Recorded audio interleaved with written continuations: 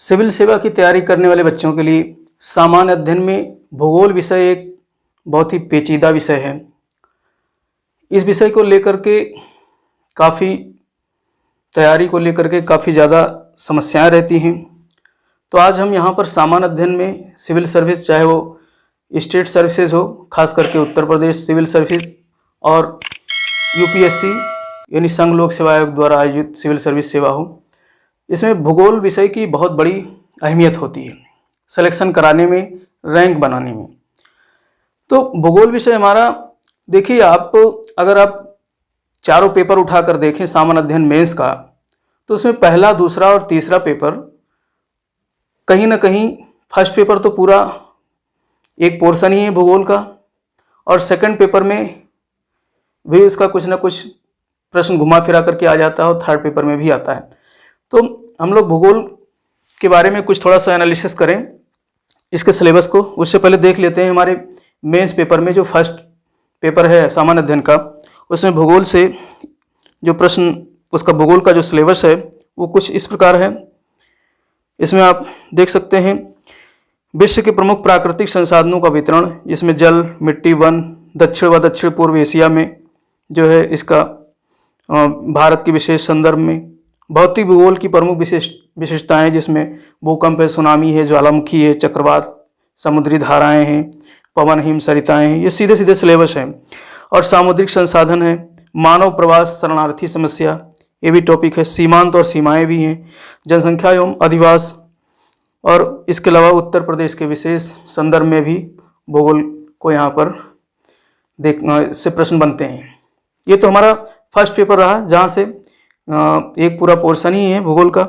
Second paper की अगर हम बात करें तो इसमें डायरेक्ट तो नहीं आता है भूगोल से, लेकिन जो आईआर वाला पोर्शन है, भारत के अन्य देशों से जो संबंध है, तो वो कहीं ना कहीं अगर आप भूगोल पढ़े रहेंगे तो वो काम आएगा वहाँ पर। इसमें जैसे कि भारत एवं अपने पड़ोसी देशों से उसके संबंध सिलेबस में है, द्विपक्षीय, क्षेत्रीय और वैश्विक समूह, और इसके अलावा अप्रवासी भारतीयों से संबंधित कुछ नीतियाँ हैं विकासशील देशों की, और महत्वपूर्ण अंतर्राष्ट्रीय संस्थाएं हैं, मंच हैं, और उनकी संरचना, अधिवेशन, ये सब जो है कहीं ना कहीं समसामयिक घटनाक्रम के रूप में भूगोल से जो है प्रश्न बना करके पूछ लिया जाता है। और अगर थर्ड पेपर की बात करें तो थर्ड पेपर में जो अर्थव्यवस्था वाला पोर्शन है, जिसमें आप नियोजन की बात कर सकते हैं, आर्थिक नियोजन, नीति आयोग, और गरीबी, बेरोजगारी के मुद्दे, ये भी सामाजिक भूगोल के अंतर्गत आता है। बजट वगैरह तो चलिए जो है इसके अंतर्गत आता है, लेकिन सिंचाई और उद्योग वगैरह ये जो है हमारे भूगोल के सीधे सीधे जो है प्राथमिक और द्वितीय और तृतीय क्रियाकलापों में इसका सीधे सीधे सिलेबस दिया हुआ है। और इसके अलावा खाद्य प्रसंस्करण उद्योग हैं, ये भी भूगोल से संबंधित है। तो इस तरीके से तीसरे पेपर से भी बहुत सारे प्रश्न यहाँ बनते हैं। अगर हम इसके अलावा निबंध का, हमारा निबंध 3 खंडों में प्रश्न आते हैं यहाँ से।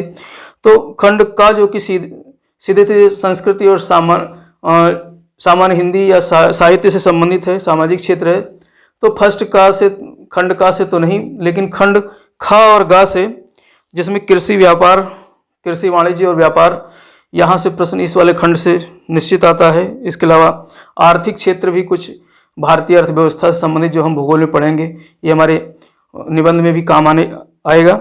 और खंड ग की अगर बात करें निबंध में, तो यहाँ पर भी प्राकृतिक आपदाओं के रूप में एक प्रश्न हमेशा आता है निबंध लिखने के लिए, जिसमें भूस्खलन, भूकंप, बाढ़, सूखा आदि जो है, जैसा कि अभी ऋषिगंगा में जो एक कोलैप्स हुआ है, हिमस्खलन हुआ है, तो वहाँ से प्रश्न सीधे बन सकता है निबंध में। तो इस तरीके से निबंध में भी आपको प्रत्यक्ष और अप्रत्यक्ष, डायरेक्ट और इनडायरेक्ट रूप से आपको मिल जाएगा, यहाँ पर 2 कम से कम निबंध मिल जाएंगे भूगोल से।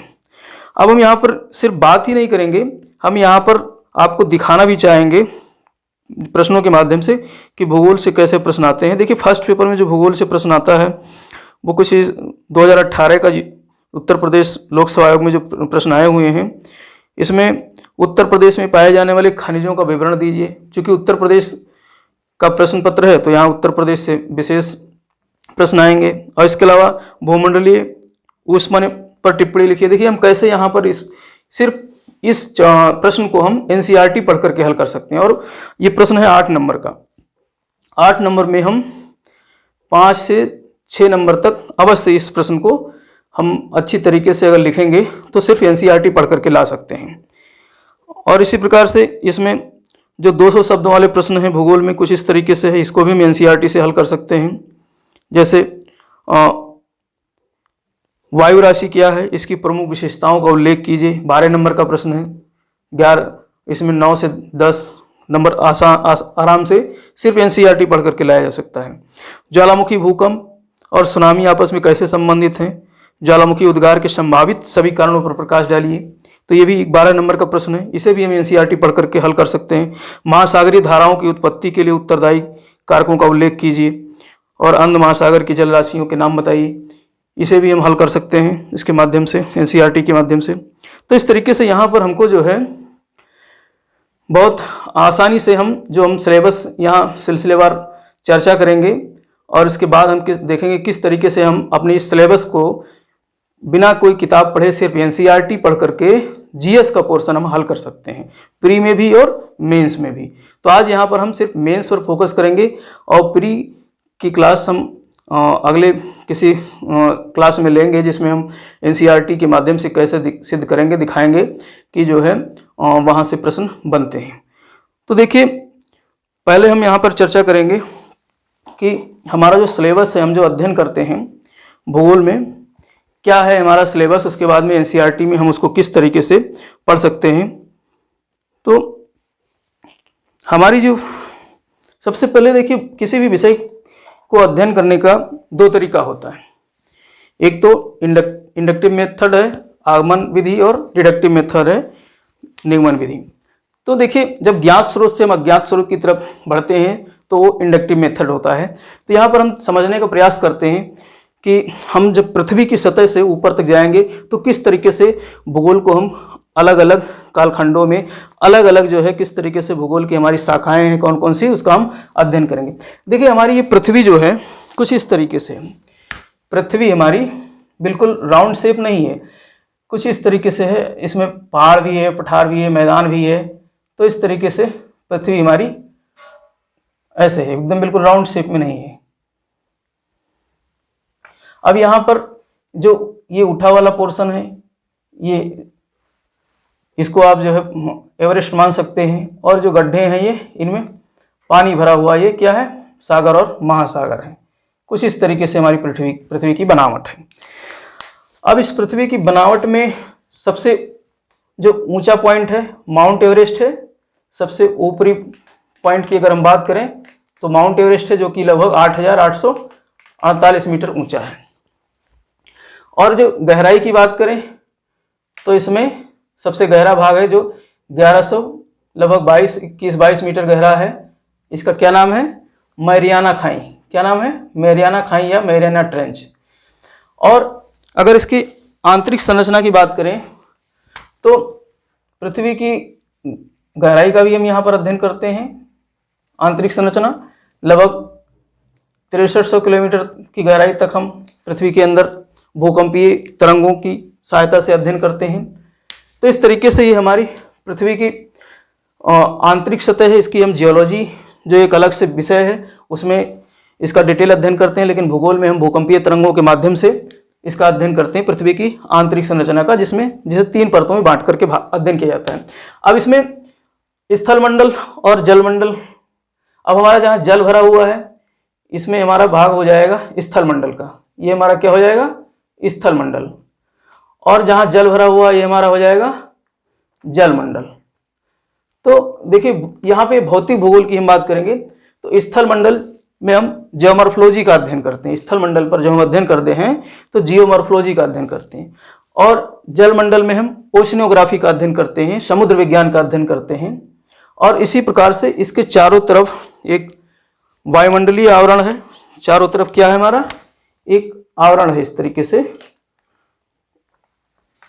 से चारों तरफ वायुमंडलीय आवरण है। तो ये हमारा क्या हो गया, वायुमंडल। तो इसमें वायुमंडल का भी अध्ययन करते हैं, एटमॉस्फेयर का अध्ययन करते हैं, जिसको हम विज्ञान की भाषा में हम कह सकते हैं क्लाइमेटोलॉजी। यहीं से हमारा बनता है क्लाइमेटोलॉजी। क्या बनता है, क्लाइमेटोलॉजी या जलवायु विज्ञान। तो ये जलवायु विज्ञान का भी यहाँ हम अध्ययन करते हैं। ये तो हमारी बात हुई प्योर भूगोल की, जो हमने यहाँ पर भौतिक या प्राकृतिक भूगोल के रूप में क्या क्या अध्ययन करें।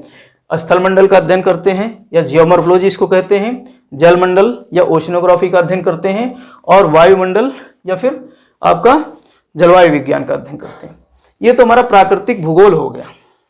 इसके ऊपर अगर हम अंतरिक्ष में जाते हैं तो अंतरिक्ष में हम यहाँ पर एस्ट्रोनॉमी का अध्ययन करते हैं। किस चीज़ का अध्ययन करते हैं? एस्ट्रोनॉमी का अध्ययन करते हैं। यहाँ पर हम एस्ट्रोनॉमी का अध्ययन करते हैं।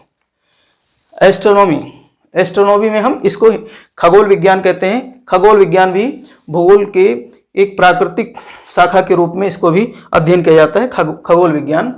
और इसके बाद खगोल विज्ञान से ऊपर जब जाएंगे, एकदम बियॉन्ड जो अंतरिक्ष में चले जाएंगे, एकदम जिसकी कोई सीमा नहीं है, और छोर नहीं है, तो यहाँ से शुरू हो जाता है हमारा कॉस्मोलॉजी। ये कॉस्मोलॉजी यानी ब्रह्मांड विज्ञान। ब्रह्मांड विज्ञान इसका अध्ययन हम करते हैं, इसके बिल्कुल एस्ट्रोनॉमी के बाहर। तो इस तरीके से कुछ हम एक डायग्राम बना करके इसको समझ सकते हैं। ये हमारा प्राकृतिक भूगोल हो गया। प्राकृतिक भूगोल में हमने क्या क्या यहाँ पर हमें अध्ययन करना है। तो अगर हम इसको इंडक्टिव मेथड से चलें, ज्ञात सूत्र से अज्ञात की तरफ चलें, तो ज्ञात हमारा क्या है? स्थलमंडल है, जलमंडल है और वायुमंडल है। इसका बारी बारी से जब अध्ययन करते चलेंगे, उसके बाद में एस्ट्रोनॉमी में प्रवेश करेंगे, खगोल विज्ञान की तरफ जाएंगे, फिर उसके बाद में ब्रह्मांड की उत्पत्ति कैसे हुई है, कॉस्मोलॉजी में हम इसका अध्ययन करेंगे। अब यहाँ पर एक मंडल और रह जाता है, जब स्थलमंडल और इसके साथ में वायुमंडल और इसके साथ में जलमंडल, ये तीनों मंडल, ये मान लेते हैं स्थलमंडल है, ये जलमंडल है और ये वायुमंडल है।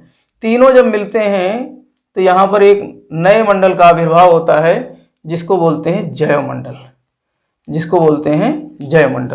यही बहुत महत्वपूर्ण अध्ययन का हमारा जो है टॉपिक है, जैवमंडल। इसे भी हम किस में अध्ययन करते हैं? प्राकृतिक भूगोल या भू आकृति, या प्राकृतिक भूगोल में या भौतिक भूगोल में जैवमंडल का भी अध्ययन करते हैं। तो जैवमंडल, जब हम स्थलमंडल, जलमंडल और वायुमंडल का अध्ययन करते हैं, तो इसके सम्मिलित प्रभाव से जो हमारा एक नया, यानी यहाँ पर जीवन का आविर्भाव कैसे होता है? जब इन तीनों मंडलों का संयुक्त जो है अंतरक्रिया होती है, इनमें आपस में मिलन होता है, आपसी सामंजस्य होता है, तो हमारे एक चौथे मंडल जैवमंडल का आविर्भाव होता है। तो प्यारे बच्चों, यहाँ पर जो हम भौतिक भूगोल की अगर मुख्य शाखाओं की बात करें, तो हमारी सबसे पहली शाखा हो गई भू आकृति विज्ञान, दूसरी हो गई जलवायु विज्ञान, तीसरी शाखा हो गई समुद्र विज्ञान और चौथी शाखा हो गई जैवमंडल, या फिर यहाँ पर बायोस्फीयर का हम अध्ययन करते हैं। तो इस तरीके से अब हम यहाँ पर बारी बारी से इनका हम क्या क्या हमारा सिलेबस है, क्या क्या हम अध्ययन करेंगे, इसको हम लोग यहाँ बारी बारी से देखते हैं। सबसे पहले हम लोग देखेंगे भू आकृति विज्ञान में क्या क्या हम अध्ययन करते हैं। तो जो सबसे पहला हमारा टॉपिक होगा अध्ययन का, वो होगा खगोलकी। खगोलकी में हम लोग क्या क्या अध्ययन करेंगे? खगोलकी अर्थात इसको बोलते हैं एस्ट्रोनॉमी। तो देखिए, एस्ट्रोनॉमी के जो हमारे अध्ययन के टॉपिक हैं, सबसे पहले तो हम यहाँ अध्ययन करेंगे ब्रह्मांड की उत्पत्ति। ब्रह्मांड की उत्पत्ति कैसे होती है, यहाँ पर सबसे पहला हमारा टॉपिक होगा ब्रह्मांड की उत्पत्ति। फिर जो दूसरा हमारा अध्ययन का बिंदु होगा, उसमें ब्रह्मांड की उत्पत्ति हो गई, तो फिर हम आकाशगंगा की उत्पत्ति देखेंगे। अब आकाशगंगा में ही हमारा सौरमंडल है, सौरमंडल का अध्ययन करेंगे आकाशगंगा के बाद में।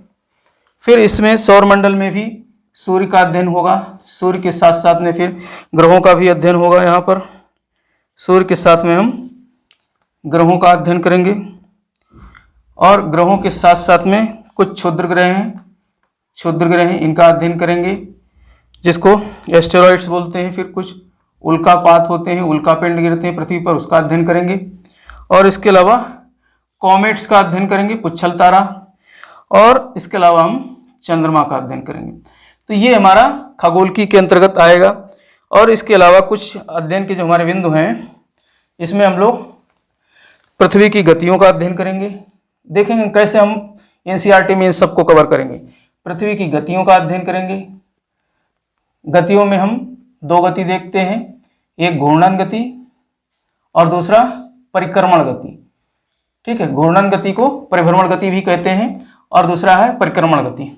और इसके अलावा हम लोग ग्लोब का यहाँ पर अध्ययन करेंगे। ग्लोब में हम अक्षांश और देशांतर रेखाओं का अध्ययन करेंगे। अक्षांश और देशांतर रेखाओं का अध्ययन करेंगे। और इसके अलावा हम लोग समय निर्धारण, समय और तिथि निर्धारण का भी अध्ययन करेंगे। जब हम ये समझ लेंगे अक्षांश और देशांतर, तो फिर देखिए अक्षांश रेखाओं के माध्यम से हम सीखेंगे पृथ्वी पर जलवायु कटिबंधों को या मृदा कटिबंध, यानी कटिबंध का अध्ययन यहाँ करेंगे जब हम अक्षांश सीख जाएंगे। और देशांतर की सहायता से हम समय, तिथि और स्थान का निर्धारण दोनों को मिला करके स्थान का निर्धारण कैसे किया जाता है ये हम अध्ययन करेंगे। तो खगोलकी में हमारे अध्ययन के जो मुख्य बिंदु हैं वो इस प्रकार से रहेंगे। इसके अलावा सिलेबस का हिस्सा है भू आकृति विज्ञान, जियोमॉर्फोलॉजी। भू आकृति विज्ञान में हम लोग यहाँ पर सबसे पहले पृथ्वी की आंतरिक संरचना की तरफ जाएंगे। सबसे पहले हम लोग पृथ्वी की आंतरिक संरचना का अध्ययन करेंगे। पृथ्वी की आंतरिक संरचना, चूंकि गहराई में नीचे से चलेंगे एकदम बिल्कुल। आंतरिक संरचना के बाद ऊपर आएंगे, पृथ्वी के धरातल पर आएंगे तो महाद्वीप एवं महासागर नितल की उत्पत्ति का अध्ययन करेंगे। महाद्वीप एवं महासागर नितल की उत्पत्ति का अध्ययन करेंगे, कैसे इसकी उत्पत्ति हुई है, महासागर और महाद्वीपों की। और इसके बाद में हम लोग भू संचलन का, अर्थ मूवमेंट का अध्ययन करेंगे। भू संचलन, अर्थ मूवमेंट, इसमें हम दो प्रकार के मूवमेंट देखेंगे। इससे जो होने वाली गतिविधियां हैं भ्रंशन और वलन और भ्रंशन देखेंगे। फिर इसी से मिलता जुलता हमारा टॉपिक रहेगा इसी में ज्वालामुखी क्रिया और भूकंप। ज्वालामुखी क्रिया और भूकंप का अध्ययन करेंगे यहाँ पर। और फिर इसमें हम लोग कुछ चट्टान फॉर्मेशन को देखेंगे, कैसे कौन कौन से इसके टाइप्स हैं, चट्टान कैसे बनते हैं। फिर हम लोग पर्वत निर्माण की तरफ जाएंगे, पर्वत निर्माण कैसे हुआ है, कौन कौन से पर्वत के प्रकार हैं विश्व में। और इसके बाद में हम लोग अपक्षय और अपर्दन का अध्ययन करेंगे। अपक्षय और अपर्दन का अध्ययन करेंगे। इसी अपक्षय और अपर्दन से मृदा का निर्माण कैसे होता है ये भी हम लोग यहाँ अध्ययन करेंगे। हालांकि जैवमंडल में भी इसका अध्ययन किया जाएगा, कहीं भी कर सकते हैं हम। और इसके बाद में अपवाह तंत्र का अध्ययन करेंगे। अपवाह तंत्र का अध्ययन करेंगे। फिर सबसे महत्वपूर्ण टॉपिक हमारा रहेगा भू आकृतिक प्रक्रम और स्थलाकृतियों का निर्माण। भू आकृतिक प्रक्रम, भू आकृतिक प्रक्रम और स्थलाकृतियों का निर्माण। तो ये टॉपिक हम लोग कहाँ पर अध्ययन करेंगे, भू आकृति विज्ञान में। अब भू आकृतिक प्रक्रम में हम 5 प्रक्रमों का यहाँ अध्ययन करेंगे। 5 प्रक्रम कौन कौन से हैं हमारे, नदी प्रक्रम है, पवन प्रक्रम है, इसी में अध्ययन करेंगे हम लोग भूमिगत जल का, भूमिगत जल प्रक्रम। और इसी में अध्ययन करेंगे हम लोग सागरीय तरंगें या सागरीय लहरों से बनने वाली स्थलाकृतियों का। और हमारा 5वां होगा हिमनद। तो इस तरीके से 5 भूआकृतिक प्रक्रम हैं। इन 5 भूआकृतिक प्रक्रमों के माध्यम से क्या क्या हमारी पृथ्वी पर भूआकृतियां बनती हैं इसका हम लोग यहाँ अध्ययन करेंगे। नेक्स्ट हमारा है क्लाइमेटोलॉजी या जलवायु विज्ञान। जलवायु विज्ञान, क्लाइमेटोलॉजी। तो देखिए जब हम स्थलमंडल यानी स्थल के बारे में सीख जाएंगे तो फिर हम अध्ययन करेंगे हमारा जो हमारा वायुमंडल है उसका भी प्रभाव पृथ्वी पर पड़ता है। तो उसका प्रभाव कैसे पड़ता है, तो उसका प्रभाव जब पड़ता है तो कौन कौन से तत्व हैं जलवायु के जो पृथ्वी पर प्रभाव डालते हैं। तो सबसे पहले हम लोग अध्ययन करेंगे वायुमंडल का संगठन और संरचना, यानी वायुमंडल में कौन कौन से तत्व हैं जिनसे निर्माण हुआ है वायुमंडल का, जिसमें हम लोग अध्ययन करेंगे गैस, ठोस, पार्टिकल्स, और इसके अलावा जलवाष्प के रूप में देखेंगे हम लोग, जल भी है वहाँ पर। और संरचना में हम लोग जो हमारी वायुमंडलीय परतें हैं उसका अध्ययन करेंगे। फिर इसके बाद में हम लोग सूर्यातप का अध्ययन करेंगे, इंसोलेशन, सूर्यातप का अध्ययन करेंगे। और इसके साथ साथ में सूर्यातप जब पृथ्वी पर आ जाता है तो फिर तापमान उत्पन्न होता है, तापमान का अध्ययन करेंगे। और जब तापमान आ जाएगा पृथ्वी पर तो पृथ्वी पर तापीय भिन्नता के कारण वायुदाब की उत्पत्ति होती है, वायुदाब की उत्पत्ति होती है तापीय भिन्नता के कारण, यानी कहीं पर उच्च ताप हो जाएगा तो वहाँ पर दबाव हवाओं का निम्न हो जाएगा, और जहाँ पर तापमान कम होगा वहाँ पर हवाओं का दबाव ज़्यादा होगा। तो इस तरीके से वायुदाब का निर्माण हो जाता है, और इस वायुदाब पेटियों का हम पूरे पृथ्वी पर अध्ययन करेंगे। अब जब वायुदाब पृथ्वी पर भिन्न भिन्न प्रकार के बन गए, उच्च दाब, निम्न दाब, तो यहाँ पर पवन संचार उत्पन्न होता है। क्या उत्पन्न होता है? पवन संचार। तो इस तरीके से हम लोग पवन संचार का अध्ययन करेंगे। पवन संचार के साथ साथ में वायु राशियों का अध्ययन करेंगे। वायु राशियाँ क्या हैं?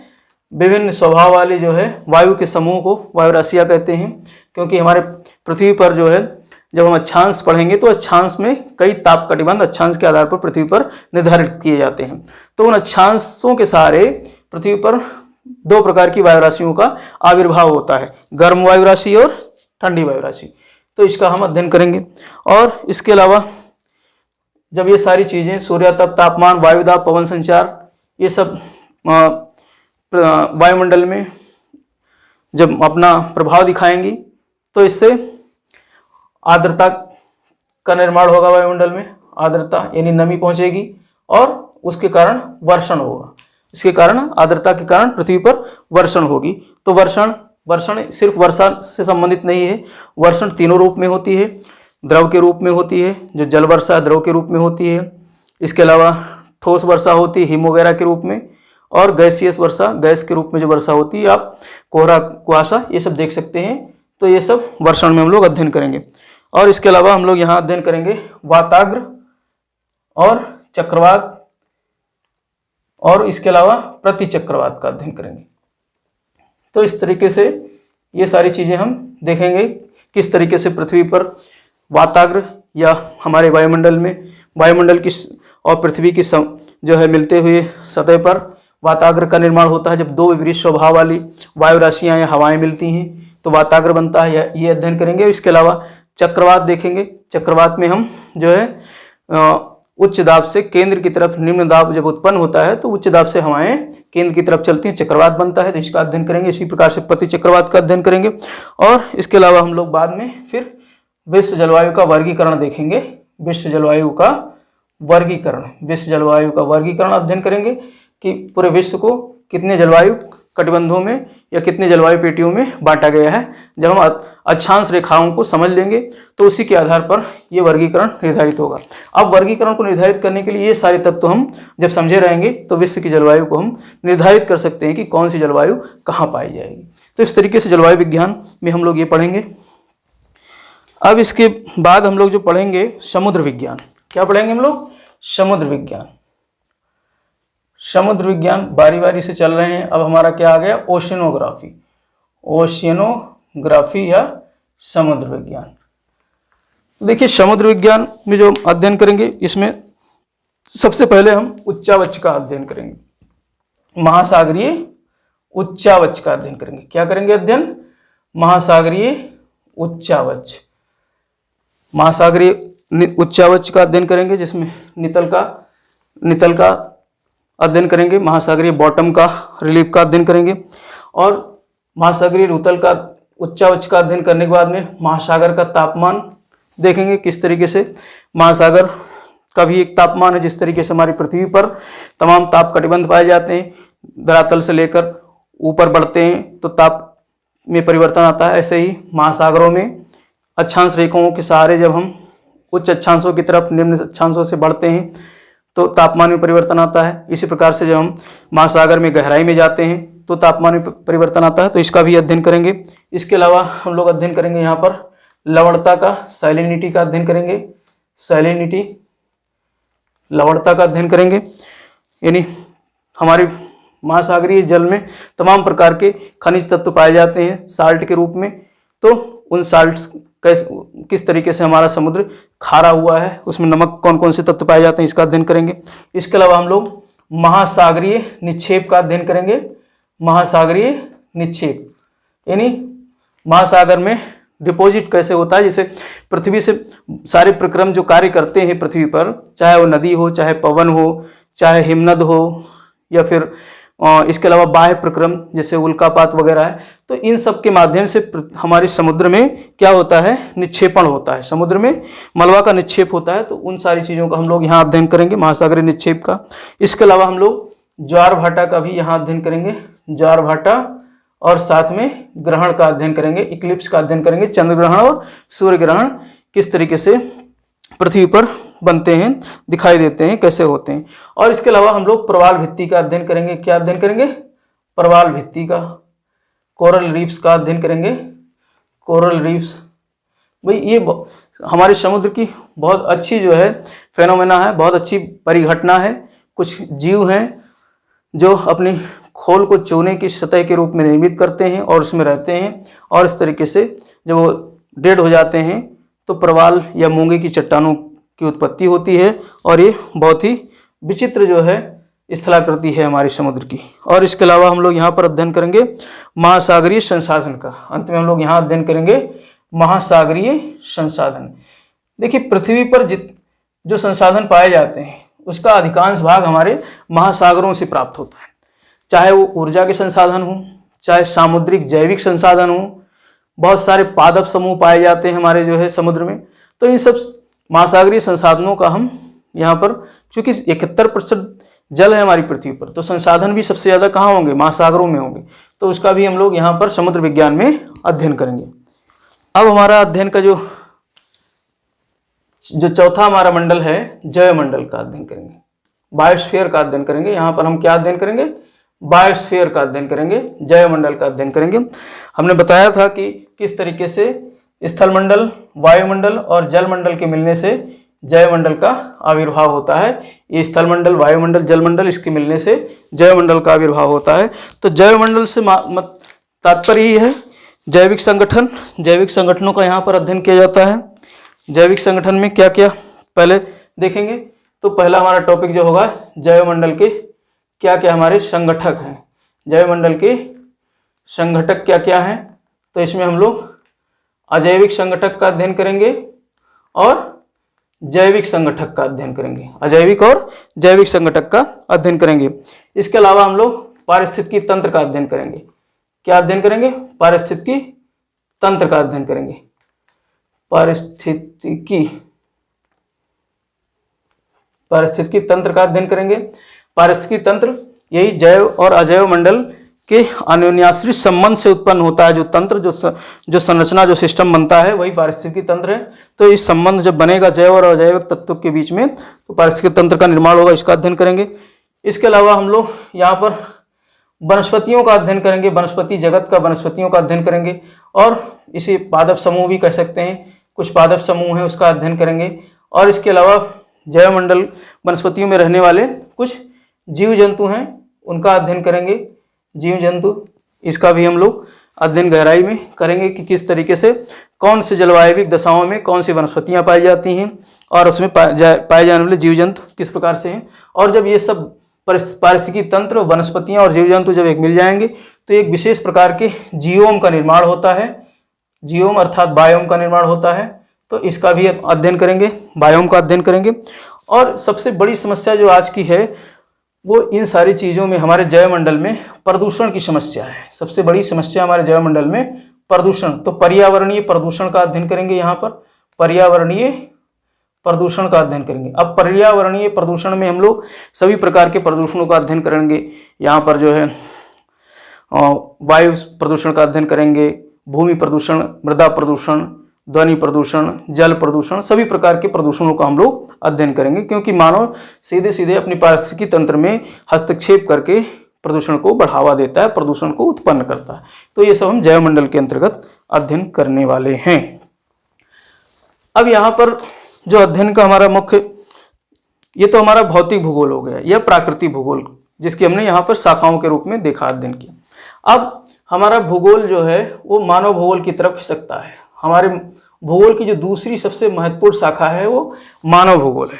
अब पृथ्वी पर जो है प्रकृति ने तो गिफ्ट दे दिया, प्रकृति ने मानव को भी गिफ्ट के रूप में प्रकृति ने प्रदान किया है, और इसके अलावा प्रकृति ने पृथ्वी पर तमाम प्रकार की जैविक और अजैविक तत्व, मानव के अलावा भी तमाम जैविक तत्व हैं, पेड़ पौधे, जीव जंतु हैं, इनको भी प्रदान किया है। अब मानव अपनी भाई भूगोल की क्या परिभाषा है? भूगोल की यही तो परिभाषा है कि जो हमारी परिवर्तनशील पृथ्वी है, इस पृथ्वी पर मानव, परिवर्तनशील मानव, इसकी सतह पर जो है अपनी अंतरक्रिया द्वारा, जैविक और अजैविक अंतरक्रिया द्वारा मानव हस्तक्षेप करके जो है तमाम प्रकार की चीज़ों को उत्पन्न करता है मानवीय गतिविधियों के माध्यम से। तो यही चीज़ हम भूगोल में अध्ययन करते हैं। भूगोल में जो है पृथ्वी की सतह और पृथ्वी की सतह पर रहने वाला जैविक तत्व मानव अपनी अब अजैविक तत्वों के साथ जो अनुन्याश्रित संबंध स्थापित करता है, तो उसी का यहाँ पर अध्ययन करते हैं। तो अब यहाँ पर चूंकि मानव संबंध बना लेता है अपनी अस्थिर पृथ्वी पर, पृथ्वी की सतह पर, तो एक नए भूगोल का उद्भव होता है जिसको बोलते हैं मानव भूगोल। तो मानव भूगोल में हम लोग यहाँ पर बारी बारी से क्या अध्ययन करेंगे? सबसे पहले तो मानव विकास का अध्ययन करेंगे। क्या अध्ययन करेंगे? मानव विकास, किस प्रकार से मानव का जो है डेवलपमेंट हुआ, यानी इस पृथ्वी पर मानव कौन से एक कोशिकीय संरचना से फिर बहुकोशिकीय संरचना में बनता चला गया, ये सारा हम यहाँ अध्ययन करेंगे। और जब मानव का विकास हो जाता है तो मानव प्रजातियाँ आती हैं, और इन्हीं प्रजातियों के बाद फिर मानव जनजातियों में बट जाता है। कई प्रकार की जनजातियाँ जो ट्राइब्स हैं वो देखने को मिलती हैं। तो मानव प्रजातियों का हम अध्ययन करेंगे, मानवीय जनजातियों का अध्ययन करेंगे इसी में। और मानव प्रजाति और जनजाति मिलकर के क्या बनाती हैं? एक जनसंख्या बनाती हैं। तो विश्व की जनसंख्या का अध्ययन करेंगे मानव के रूप में, मानव भूगोल में। अब मानव जब जनसंख्या मानव की आ गई, तो मानव जनसंख्या ऐसा तो है नहीं कि वृक्ष जो है अभी भी जंगलों में रह रही है, वो अधिवास बनाएगी। क्या बनाएगी? अधिवास या अपना आवास बनाएगी। अब ये अधिवास दो प्रकार से होंगे, या तो ग्रामीण में अपना आवास बनाएगा या फिर शहरी क्षेत्रों में बनाएगा। तो इस तरीके से ग्रामीण और शहरी अधिवास का अध्ययन करेंगे। और इसके साथ साथ में हम लोग अब कुछ आर्थिक क्रियाओं का अध्ययन करेंगे। मानव कुछ आर्थिक क्रियाएं भी करता है। मानव कुछ क्या करता है? आर्थिक क्रियाएं भी करता है, जैसे कि प्राथमिक क्रिया में हम लोग कृषि जैसे क्रियाओं को देखेंगे। द्वितीयक क्रिया करता है मानव, द्वितीयक क्रिया में उद्योग वगैरह को देखेंगे। और इसके अलावा तृतीयक क्रिया करता है मानव, जैसे कि परिवहन वगैरह, ये सब तृतीयक क्रिया में आते हैं, इसका अध्ययन करेंगे। और इसके अलावा चतुर्थक क्रिया का भी अध्ययन करेंगे। चतुर्थक सेक्टर में जो मानव बुद्धि से संबंधित क्रियाएं हैं वो सब आती हैं। तो इस तरीके से आर्थिक क्रियाओं में हम लोग प्राथमिक क्रिया में कृषि है, खनन है और मत्स्य पालन है, ये सारी चीज़ें जितनी भी एक धरातल से जुड़ी हुई क्रियाएं हैं, यानी सीधे सीधे जमीन से जुड़ी हुई क्रियाएं हैं, उसका प्राथमिक क्रिया में। और उद्योग धंधों का अध्ययन करेंगे, विनिर्माण और निर्माण का अध्ययन करेंगे हम लोग द्वितीयक क्रिया में। तो इस तरीके से हम लोग कुछ क्रियाओं का अध्ययन करेंगे। और इसके बाद में जब मानव आर्थिक क्रियाकलाप कर लेता है तो फिर वो अब उसके पास में समय बचता है, आर्थिक क्रियाकलाप करने के पास पेट उसका भर जाता है, तो फिर वो कुछ राजनीतिक गतिविधियां करता है। मानव कुछ राजनीतिक गतिविधियां करता है, पृथ्वी पर अपनी जो है संस्था की स्थापना करता है, अपनी संस्थाओं की स्थापना करता है, सामाजिक जो है एक ऐसा ताना बाना बुनता है सत्ता को संचालित करने के लिए मानो। तो यहाँ पर हम लोग उस सब चीज़ों को राजनीतिक गतिविधियों के रूप में देखेंगे।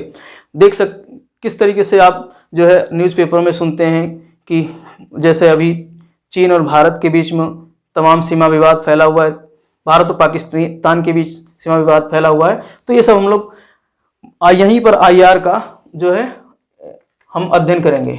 अंतर्राष्ट्रीय संबंधों के माध्यम से जो हमारा भूगोल का ये टॉपिक होगा वो राजनीतिक गतिविधियों के रूप में होगा, जो कि हमने देखा कि किस तरीके से जो हमारा भूगोल सामान्य अध्ययन का दूसरा पेपर है, प्रश्न पत्र है, जिसमें IR सिलेबस में है, तो राजनीतिक गतिविधियों का वहाँ पर हम अध्ययन करेंगे।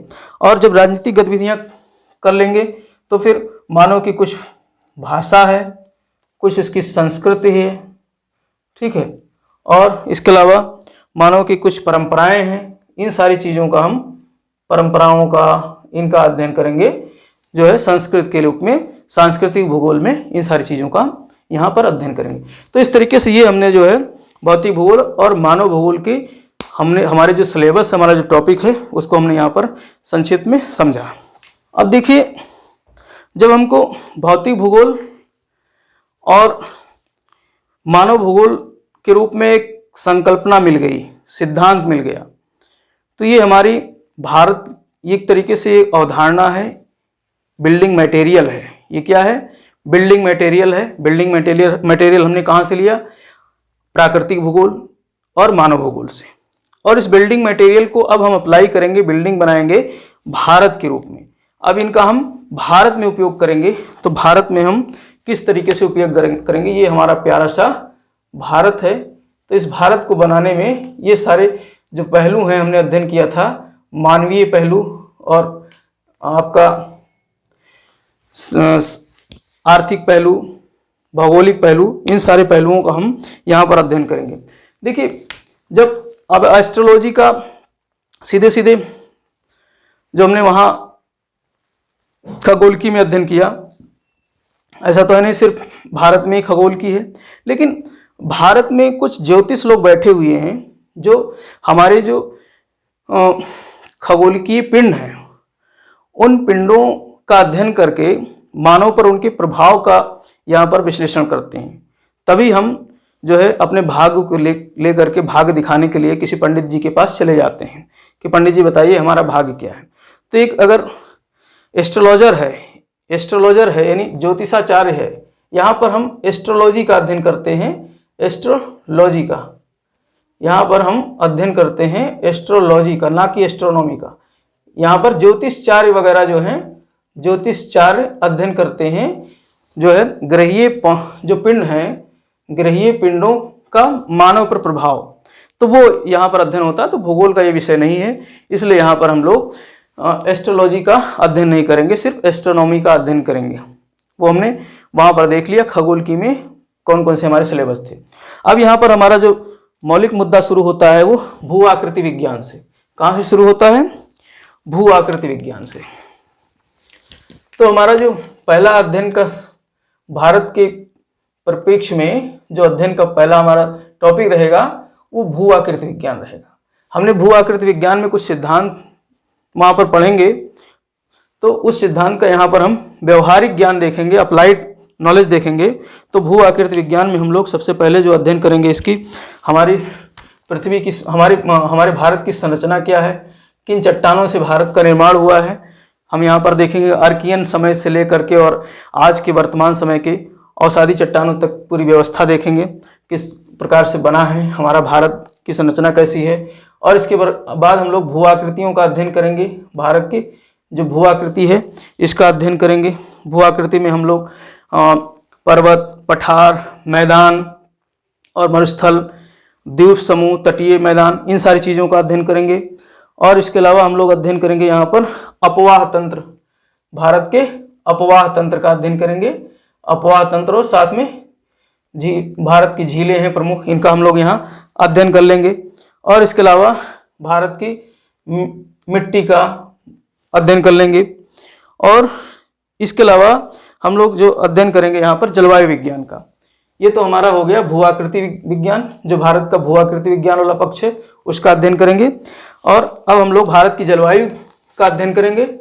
तो भारत की जलवायु में हम लोग जलवायु में क्या क्या अध्ययन करेंगे देखते हैं। यहाँ पर भारत की जलवायु कैसी है? मानसूनी है। तो मानसूनी जलवायु की यहाँ पर हम लोग मानसूनी जलवायु का अध्ययन करेंगे, मानसूनी वर्षा का अध्ययन करेंगे, किस तरीके से मानसून भारत में निर्मित होता है, निर्माण होता है। और इसका सबसे महत्वपूर्ण पहलू जो है वो कृषि पर प्रभाव का अध्ययन करेंगे, यानी भारतीय जलवायु का कृषि पर क्या प्रभाव है इसका हम लोग यहाँ पर अध्ययन करेंगे। तो जब भू आकृति समझ लेंगे तो जलवायु को भी समझना आसान हो जाएगा। और इसके अलावा प्री और मेंस के दृष्टिकोण से सबसे महत्वपूर्ण जो टॉपिक है वो संसाधन है। भारत के संसाधनों का यहाँ हम अध्ययन करेंगे। तो संसाधनों में हम लोग जो है खनिज संसाधन, खनिज संसाधन का अध्ययन करेंगे। खनिज संसाधन के साथ साथ में ऊर्जा संसाधन का अध्ययन करेंगे। ऊर्जा संसाधन, अब खनिज संसाधन में दो संसाधन है, धात्विक और अधात्विक। ठीक है, ऊर्जा संसाधन में भी दो प्रकार के ऊर्जा संसाधन हैं। एक है आपका परंपरागत और दूसरा है आपका गैर परंपरागत। ठीक है, तो ये हम ऊर्जा संसाधन में अध्ययन करेंगे। और इसके अलावा भूमि संसाधन और मिट्टी संसाधन का भी अध्ययन करेंगे। भूमि संसाधन और मिट्टी संसाधन का अध्ययन करेंगे। ठीक है, तो इस तरीके से ये संसाधन हो जाएगा। इसके अलावा जल संसाधन का अध्ययन करेंगे। इसके अलावा भारत में हम जल संसाधन का अध्ययन करेंगे। जल संसाधन में हम लोग यहाँ पर देखेंगे कि किस किस रूप में जल भारत में है, जिसमें भूमिगत जल का अध्ययन करेंगे, झीलों के रूप में जल का अध्ययन करेंगे। ठीक है, और हिमनद के रूप में जल कितना % भारत में है। और इसके अलावा हम लोग भूमिगत जल का भी अध्ययन करेंगे, जो बहुत बड़ी समस्या है। और इसके अलावा प्राकृतिक वनस्पतियों का अध्ययन करेंगे। प्राकृतिक वनस्पतियाँ, ठीक है, प्राकृतिक वनस्पतियों का अध्ययन करेंगे भारत की। ठीक है, हम भारत के बारे में चर्चा कर रहे हैं। और फिर उसके बाद में जैवमंडल का अध्ययन करेंगे। किसका अध्ययन करेंगे? जैवमंडल का। भारत के जैवमंडल, यानी जैवमंडल में हम लोग देखेंगे कि भारत में जो है कितने जैवमंडल आरक्षित क्षेत्र हैं, और इसके अलावा भारत में कितने रिजर्व्स हैं, जिसमें टाइगर रिजर्व्स हो गए, एलिफेंट रिजर्व्स हो गए, मतलब जो विशिष्ट स्पीसीज हैं उनको रिजर्व करने के लिए जैवमंडल का हम लोग यहाँ अध्ययन करेंगे। इसके अलावा कितने नेशनल पार्क्स हैं, कितने सैंक्चुरीज हैं, कहाँ कहाँ इनका लोकेशन है, सारा चीज़ हम लोग यहाँ पर प्री के दृष्टिकोण से अध्ययन करेंगे। और मेंस के दृष्टिकोण से भी जैवमंडल का बहुत एक महत्वपूर्ण जो है पहलू है, इसका अध्ययन करेंगे। इसके अलावा यहाँ पर प्रदूषण का भी, पर्यावरणीय प्रदूषण का भारत में, इसे भी अध्ययन करेंगे।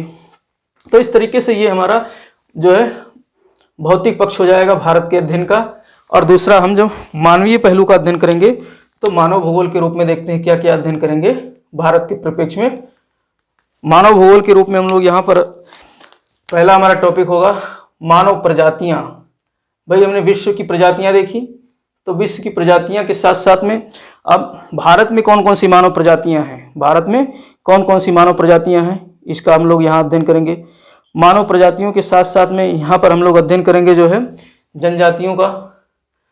यहाँ से पीटी में प्रश्न अक्सर आता रहता है, जनजातियों से संबंधित कौन सी ट्राइब्स कहाँ पाई जाती है, तो इसको भी बाकायदा हम लोग मानचित्र के माध्यम से अध्ययन करेंगे। और मानव जनजातियाँ और प्रजातियाँ हो गई, उसके बाद में हम जनसंख्या का अध्ययन करेंगे। भारत में जनसंख्या का क्या वितरण है, उसकी वृद्धि क्या है, जनसंख्या के संगठन क्या हैं, यानी कि उसके तमाम विशेषताओं का, जनांकीय विशेषताओं का अध्ययन करेंगे। लिंगानुपात, आयु संरचना, ये सारी चीज़ें हम लोग अध्ययन करेंगे। इसके साथ साथ में हम लोग अधिवास का अध्ययन करेंगे, भारत के अधिवास का, जिसमें हम लोग ग्रामीण और नगरीय अधिवास का अध्ययन करेंगे। ग्रामीण और नगरीय अधिवास, यानी कि यहाँ पर आप कह सकते हो जनसंख्या का अध्ययन है, जनगणना का अध्ययन करेंगे, जनसंख्या का अध्ययन करेंगे, तो जनसंख्या की विशेषताओं का अध्ययन करेंगे। ग्रामीण और नगरीय, नगरीकरण और इन सारी चीज़ों का हम लोग यहाँ पर अध्ययन करेंगे। और साथ में हम लोग यहाँ प्रवास का अध्ययन करेंगे। क्या अध्ययन करेंगे? प्रवास का अध्ययन करेंगे। प्रवास के साथ साथ में अब मानव प्रवास कर रहा है, फिर तो कुछ इसकी आर्थिक क्रियाएँ हैं, कृषि वगैरह मानव भूगोल में ही आएंगी। कृषि, उद्योग, कृषि के बाद में हम लोग उद्योग का अध्ययन करेंगे। और उद्योग के साथ साथ में बहुत सारी बहुउद्देशीय नदी घाटी परियोजनाएं हैं, बहुउद्देशीय नदी घाटी परियोजनाओं का अध्ययन करेंगे। और इसके साथ साथ में जो है हम लोग अध्ययन करेंगे वाणिज्य, व्यापार और परिवहन का। वाणिज्य, व्यापार और परिवहन का अध्ययन करेंगे। तो इस तरीके से ये हमारा जो है प्रमुख टॉपिक रहेगा। भारत के जो है मानवीय पहलू का यहाँ पर अध्ययन करेंगे, जिसमें पहले शुरुआत करेंगे हम मानव प्रजाति, जनजातियों का। फिर एक जनसंख्या निर्मित होती है भारत में, फिर वो जनसंख्या किसी न किसी अधिवास में रहती है, चाहे ग्रामीण में रहे या नगरीय में रहे। फिर वो प्रवास करती है, और प्रवास करते करते फिर एक स्थान पर स्थिर हो जाती है, कृषि करती है। और कृषि के साथ साथ में अब उसके पास तकनीकी ज्ञान हो जाता है तो उद्योग भी करने लगता है और कृषि को सिंचित करने के लिए बहुउद्देशीय नदी घाटी परियोजनाओं का निर्माण करता है और फिर कॉमर्स ट्रेड वगैरह करता है, ट्रांसपोर्ट वगैरह करता है। तो इन सारी चीज़ों का हम लोग यहाँ पर बारी बारी से आगे आने वाले कक्षाओं में अध्ययन करेंगे। ये सबसे बड़ी समस्या रहती है हमारे सिविल सर्विसेज की जो है विद्यार्थियों के लिए कि हम भूगोल में क्या पढ़ें आखिर। अब देखते हैं हम कि किस तरीके से भूगोल में जो हमारा एनसीईआरटी है कितना कारगर साबित हो सकता है। एनसीईआरटी कितना कारगर साबित होगा हमारी जो है सिविल सर्विसेज की तैयारी के लिए। देखिए, मैं तो कहता हूं कि एनसीईआरटी अगर आपने नहीं पढ़ा है तो फिर ये अपने पैरों पे ही कुल्हाड़ी मारने की वाली बात हुई। एनसीईआरटी आप 6 से लेकर के इंटर तक पढ़िए। जो अभी हमने यहाँ पर सिलेबस का डिस्कशन किया है वो पूरा सिलेबस अभी हम 6 से लेकर के इंटर तक लगभग जो है कुछ किताबें हैं गिनी चुनी, उनमें हम लोग देखेंगे पूरा सिलेबस कवर होता है। तो एनसीईआरटी की क्या भूमिका है, सिर्फ भूगोल ही नहीं, जीएस के किसी भी टॉपिक को खास करके इतिहास, भूगोल, नागरिक जीवन और अर्थव्यवस्था, इनका आप एनसीईआरटी अगर नहीं अध्ययन किए हैं तो बेसिक आपका जो फंडामेंटल है वो नहीं क्लियर होगा। तो फंडामेंटल को क्लियर करने के लिए बहुत ज़रूरी है आपको एनसीईआरटी पढ़ना। हम लोग देखते हैं यहाँ पर जैसे हमारा 6th क्लास का एनसीईआरटी है पृथ्वी हमारा आवास, 7th क्लास की एनसीईआरटी का नाम है हमारा पर्यावरण और 8वीं क्लास की एनसीईआरटी का नाम है संसाधन एवं विकास।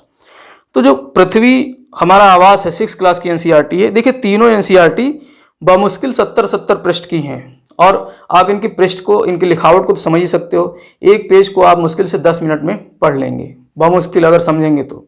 अब देखिए एनसीईआरटी को पढ़ना कैसे है ये भी हम बताएंगे यहाँ पर। एनसीईआरटी को 3 तरीके से पढ़ना है, 3 बार पढ़ना है, 3 तरीके से नहीं 3 बार पढ़ना है। पहले बार आप 6 से लेकर के और इंटर तक की एनसीईआरटी को थोरोली पढ़ डालिए, एज ए उपन्यास, जैसे आप उपन्यास पढ़ते हैं इंटरेस्ट लेकर के वैसे पढ़ डालिए। उसके बाद में दूसरी बार में आप जब यहाँ हम अभी टॉपिक देखेंगे एनसीईआरटी के, तो 6th क्लास की, 7th क्लास की, 8th क्लास की, 9th, 10th और इंटर तक जो है कोई ना कोई टॉपिक वहाँ पर चैप्टर कोलैप्स करते हैं, मिलते हैं। तो जब आप दूसरा रीडिंग करेंगे तो वहाँ पर आप जैसे आपने 6th क्लास में पढ़ा, मान लेते हैं एक उदाहरण के स्वरूप में एक चैप्टर हमारा 6th क्लास में जैसे आया पृथ्वी के प्रमुख परिमंडल या फिर स्थल मंडल, पृथ्वी का स्थल मंडल। तो अब स्थल मंडल को आप देख लीजिए 8th क्लास में कौन सा चैप्टर है उसे पढ़ लीजिए, 9th क्लास में कौन सा चैप्टर है उसे पढ़ लीजिए, 10th क्लास में कौन सा चैप्टर है स्थल मंडल का उसे पढ़ लीजिए और 11th क्लास में कौन सा चैप्टर है स्थल मंडल का उसे पढ़ लीजिए। यानी इस तरीके से अब आप जो है एक अध्ययन की विशिष्टीकृत की तरफ जाएंगे। पहले तो आपने थोरोली पढ़ लिया, अब आप अध्ययन की विशिष्टीकृत की तरफ जाएंगे, टॉपिक वाइज पढ़ेंगे, ना कि आप क्लास वाइज रीडिंग करेंगे। मतलब क्लास वाइज करेंगे लेकिन उसको आप जो है एक ही मिलते जुलते टॉपिक को आप जो है 6 का भी अध्ययन करेंगे, 7th का भी, 8th का, 9th का, 10th का सब पढ़ लेंगे। और पहले इसके क्या अध्ययन करना था, पहले 6 खत्म किया, फिर 7th, फिर 8th, ऐसे फर्स्ट रीडिंग में करना था। और जो थर्ड रीडिंग हम करेंगे एनसीईआरटी की, उसमें हम क्या करेंगे कि सबसे पहले अब इन एनसीईआरटी तो आपने पढ़ लिया, अब आपको शायद यहाँ पर 2 रीडिंग में बाकायदा आपको चैप्टर सारा याद हो जाएगा, कौन से चैप्टर कहाँ है, किस पृष्ठ पे है, अगर आपने ठीक से अध्ययन किया है। तो थर्ड रीडिंग में अब आप न्यूज़पेपर भी पढ़ते हैं तो उसको न्यूज़पेपर से अब रिलेट करते हुए चलेंगे एनसीईआरटी के माध्यम। एनसीईआरटी के जो चैप्टर हैं जैसे कि पर्यावरणीय समस्याएं हैं, अब अभी चमोली में जो कि ऋषिगंगा नदी पर एक हिमस्खलन हुआ, तो यहाँ पर उस समस्या को आप जो है अपने एनसीईआरटी को पढ़ करके फिर जब उसे आप वहाँ पेपर में पढ़ेंगे तो बाकायदा उसे अप्लाइड ज्योग्राफी के रूप में उसका आप यहाँ पर अध्ययन कर सकते हैं। इसके अलावा कुछ रेफरेंस किताबें हम बताएंगे तो उसका भी यहाँ पर तीसरी रीडिंग में अध्ययन करना है। तो चलिए हम लोग देखते हैं हमारा जो सिलेबस हमने अभी चर्चा किया किस तरीके से एनसीईआरटी हमारा कवर करता है। जैसे हमारी 6th क्लास की एनसीईआरटी पृथ्वी हमारा आवास, इसमें पहला ही चैप्टर है सौर मंडल में पृथ्वी। हमने एस्ट्रोनॉमी में देखा कि वहाँ पर किस तरीके से ब्रह्मांड की उत्पत्ति हुई, इसका अध्ययन करेंगे। तो ये हम शुरू में ही पा जाएंगे 6 क्लास की एनसीईआरटी में ही। सौर मंडल में पृथ्वी, फिर यहाँ पर दूसरा चैप्टर हमारा ग्लोब, अक्षांश व देशांतर है, इसका अध्ययन करेंगे। तीसरा चैप्टर है पृथ्वी की गतियाँ। हमने उसमें बताया था कि पृथ्वी की गतियों में घूर्णन और परिक्रमण जो गतियाँ हैं उसका यहाँ पर बाकायदा अध्ययन किया जाएगा। आपका कंसेप्ट, आपका बेस क्लियर होगा, इसको अध्ययन करेंगे। इसके अलावा भूगोल की सबसे महत्वपूर्ण जो टूल है वो मानचित्र है, मानचित्र का भी अध्ययन करेंगे। मानचित्र कितने प्रकार के होते हैं, मानचित्र में मापनी क्या है, ये सारी चीज़ें हम लोग यहाँ अध्ययन करेंगे। 5वां चैप्टर है पृथ्वी के प्रमुख परिमंडल। हमने बताया ही था हमारा प्राकृतिक भूगोल या भौतिक भूगोल, जिसमें 4 परिमंडल देखे थे, स्थलमंडल, जलमंडल, वायुमंडल, जैवमंडल। वही परिमंडल यहाँ पर आपको आपका नींव मजबूत करेगा, पढ़ेंगे तब। इसके अलावा पृथ्वी के प्रमुख स्थलमंडल, फिर 6ठा चैप्टर होगा पृथ्वी के स्थलमंडल कौन कौन से हैं। इसके बाद हमारा देश भारत के बारे में भी यहाँ पर थोड़ा सा चर्चा की जाएगी 6 क्लास में ही। और 8वें चैप्टर में हम जलवायु, वनस्पति और वन्य प्राणी का अध्ययन करेंगे भारत के परिप्रेक्ष्य में। तो इस तरीके से 70 पृष्ठ की, ये 70 पेज की जो एक किताब है, आप बमुश्किल 2 दिन में ख़त्म कर सकते हैं। अगर एनसीईआरटी की 6 क्लास की किताब को आप नॉवेल की तरीके से पढ़ेंगे तो वैसे तो एक ही दिन में ख़त्म हो जाएगी, लेकिन बहुत सारे और भी आपको विषय पढ़ने हैं, तो इतना बर्डन मत दीजिए। आप जो है 8 चैप्टर, 4 चैप्टर रोज पढ़ लीजिए, तो 2 दिन में 6 क्लास की एनसीईआरटी खत्म हो जाएगी। और जो 7th क्लास की एनसीईआरटी हमारा पर्यावरण, ये भी लगभग 70 पृष्ठ पढ़ना है। तो इसमें हम पढ़ेंगे पहले अध्याय में पर्यावरण, दूसरा अध्याय है हमारा हमारी पृथ्वी के अंदर, यानी आंतरिक संरचना जो हमारी पृथ्वी है, कैसी उसकी बनावट है आंतरिक संरचना की, इसका यहाँ अध्ययन करेंगे। और तीसरा हम लोग हमारी बदलती पृथ्वी यानी अंतर्जात बल से कैसे पृथ्वी पर परिवर्तन आ रहा है, बहिर्जात बल, इसका अध्ययन करेंगे, किस तरीके से प्रभावी है हमारी पृथ्वी पर। इसी में हम लोग भूकंप, ज्वालामुखी जैसी क्रियाओं का अध्ययन करेंगे बदलती पृथ्वी में। चौथा हमारा वायुमंडल होगा, यानी स्थलमंडल के बाद हम वायुमंडल का अध्ययन कर लेंगे। फिर 5वां जलमंडल होगा, जिसमें जलमंडल में हम लोग वितरण देखेंगे, महासागरीय जो है उच्चावच वितरण, तापमान, परिसंचरण, महासागरीय तरंगें, धाराएं, ज्वार भाटा, इन सब चीज़ों का हम जल में अध्ययन करेंगे। 6वां हमारा जो टॉपिक होगा, अध्याय होगा प्राकृतिक वनस्पति एवं वन्य जीवन। तो प्राकृतिक वनस्पतियों का यहाँ अध्ययन करेंगे। 7वें चैप्टर में हम लोग मानवीय पर्यावरण हमारा जो सांस्कृतिक गतिविधियाँ हैं मानव की, कौन कौन सी, जैसे बस्तियाँ हैं, मानव कौन कौन से सेटलमेंट हमने देखा ही, ग्रामीण सेटलमेंट और नगरीय सेटलमेंट, इसका अध्ययन करेंगे। परिवहन और संचार, ये सब क्या है, मानवीय पर्यावरण है। तो बस्ती, परिवहन और संचार, इनका हम लोग 8वीं क्लास में ही अध्ययन कर लेंगे।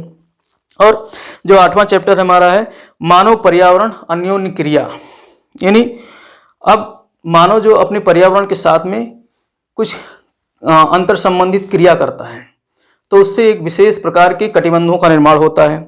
तो वहाँ पर हम लोग यहाँ जो केस स्टडी होगी हमारी उष्णकटिबंधीय और उपोष्णकटिबंधीय की होगी।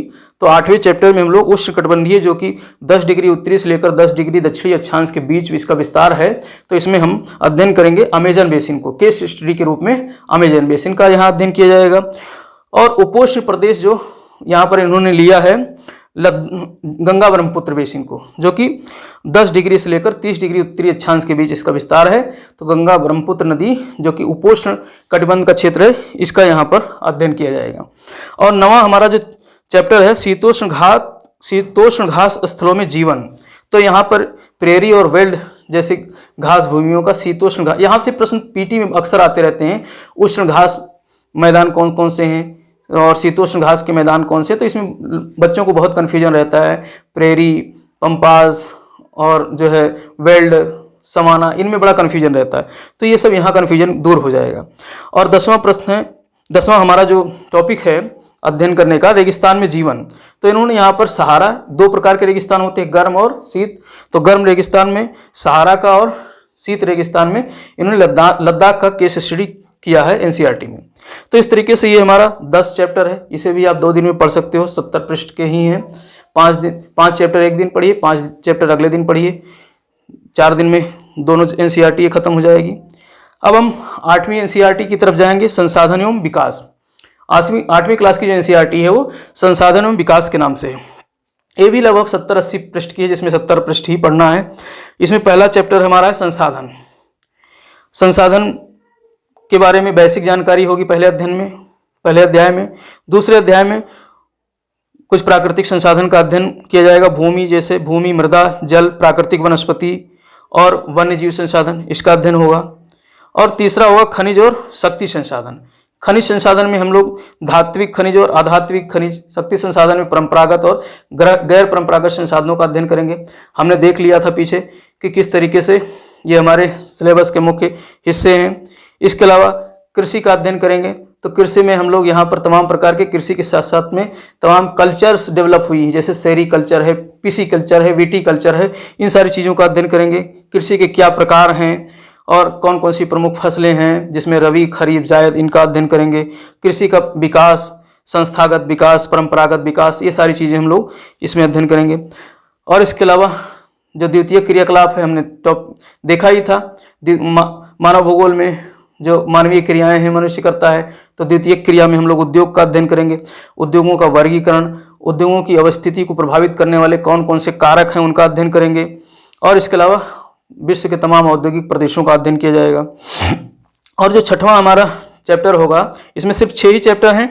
मानव संसाधन का अध्ययन करेंगे। अब मानव संसाधन में जनसंख्या का वितरण देखेंगे, घनत्व देखेंगे, वितरण को प्रभावित करने वाले कौन कौन से कारक हैं, और प्रवास, जैसे तमाम ऐसे पहलुओं का, मानवीय पहलुओं का यहाँ अध्ययन करेंगे। तो इस तरीके से लगभग 70 पृष्ठ की ये 3 बुक हैं, जो लगभग 210 पेज होते हैं।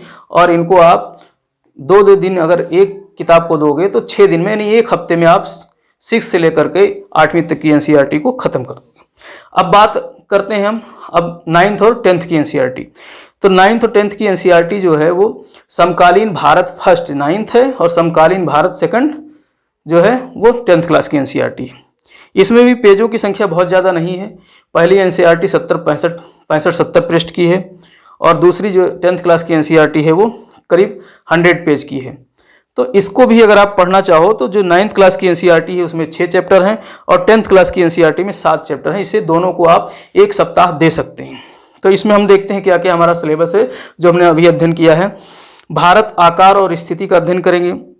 भारत का भौतिक स्वरूप क्या है, जिसमें हम हिमालय, मैदान, पठार, मरुस्थल, तटीय मैदान, द्वीप समूह, इनका अध्ययन करेंगे।